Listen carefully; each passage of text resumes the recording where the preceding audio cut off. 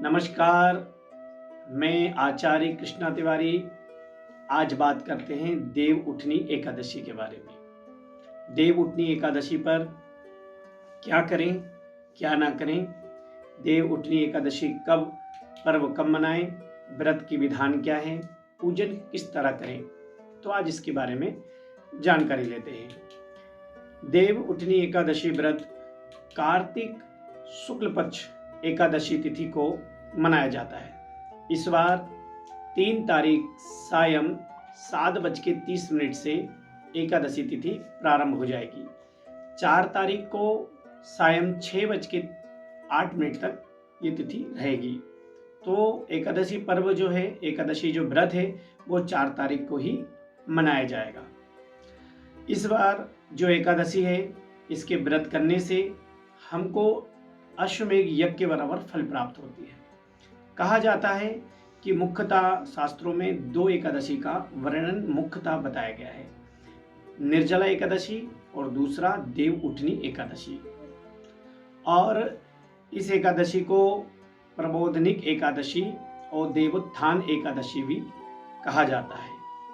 इस एकादशी पे क्या करें, क्या ना करें, तो कहा जाता है कि तुलसी तोड़ना विशेष हानिकारक माना जाता है। चावल को ग्रहण भी ना करें। यदि कोई चावल को ग्रहण कर भी लेता है तो रेंगने वाले कीड़े के समान उसको पाप लगता है, योनि मिलती है। और इस समय गंगा जल से स्नान करना चाहिए तथा किसी को विवाद, अशब्द, अपमान नहीं करना चाहिए।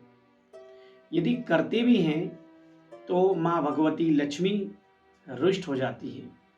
और क्या करें, तो कहा जाता है इस एकादशी पर भगवान की जितना भी स्तोत्र, पाठ, पूजन, व्रत रहने से अनंत गुना फल की प्राप्ति होती है। तथा इस एकादशी पर दान का भी बड़ा महत्व बताया गया है। दाल का दान करना भी बड़ा श्रेष्ठ माना जाता है। और केसर, केले और हल्दी का दान का भी विशेष महत्व बताया गया है। जिसका विवाह में रुकावटें आएँ, विवाह में बाधाएं आएँ, विवाह ना हो सके, उनके लिए हमको हल्दी दान करना चाहिए। हल्दी दान करना अति श्रेष्ठ माना जाता है। इस एकादशी पर गंगा स्नान का भी बड़ा महत्व है।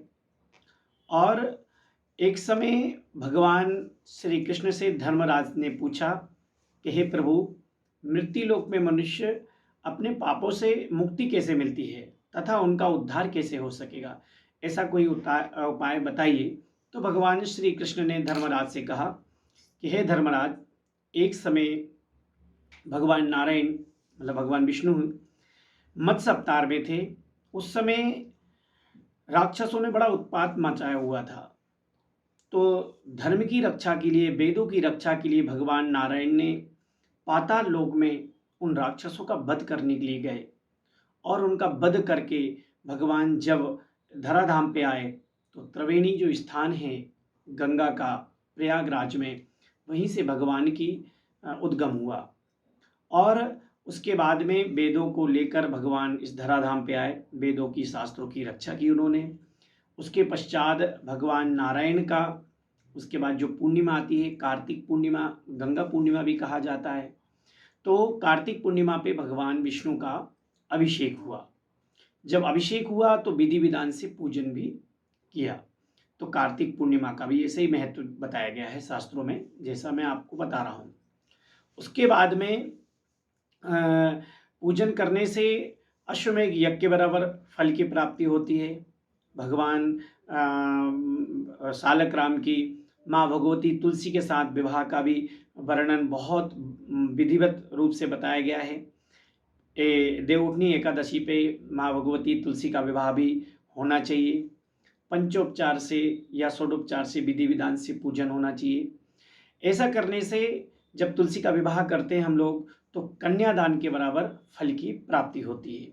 यदि किसी को कन्याओं की, किसी को संतान की, है ना, किसी के धन में धन का अभाव होता है, और किसी के रोजगार में, है ना, परिवार में किसी प्रकार का कष्ट, बाधाएं होती हैं, तो भगवान शालक राम के साथ जो तुलसी का विवाह होता है उसको संपन्न करने से हमको सारी चीज़ों से निवृत्त होकर हमको मोक्ष मिलता है और हमको कन्यादान का फल भी प्राप्त होता है और हमारे जो जीवन में जो अभाव हैं उसकी पूर्ति होती है।